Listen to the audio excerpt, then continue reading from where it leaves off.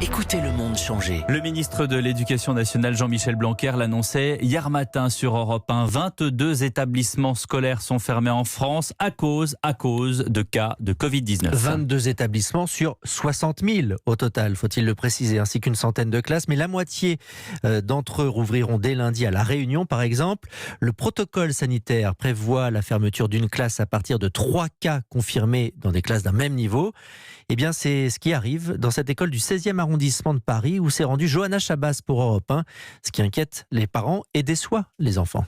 On a quand même un petit peu peur. On pose beaucoup de questions à la maîtresse. Tanina, 9 ans, n'a pas pu voir ses amis de CE2 dans la cour. Et pour cause, un élève de la classe a été testé positif au Covid-19 il y a 2 jours.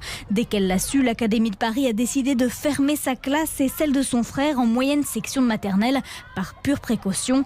La fille de Valérie en CE2 se retrouve donc à la maison en quatorzaine. J'essaie de pas trop y penser, ça sert à rien. J'espère quand même qu'elle sera pas infectée parce que c'est vrai que c'est quand même plein d'interrogations en plus. Une inquiétude partagée par l'ensemble des parents, même ceux dont les enfants ne sont pas concernés par une fermeture de classe. Le fils de Sam est en CP.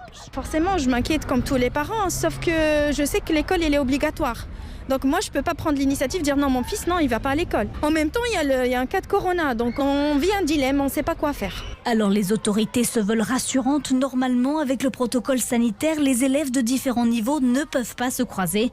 Les enfants des classes fermées doivent faire un test Covid dans 1 semaine avant de pouvoir espérer revenir à l'école à la fin de leur quatorzaine.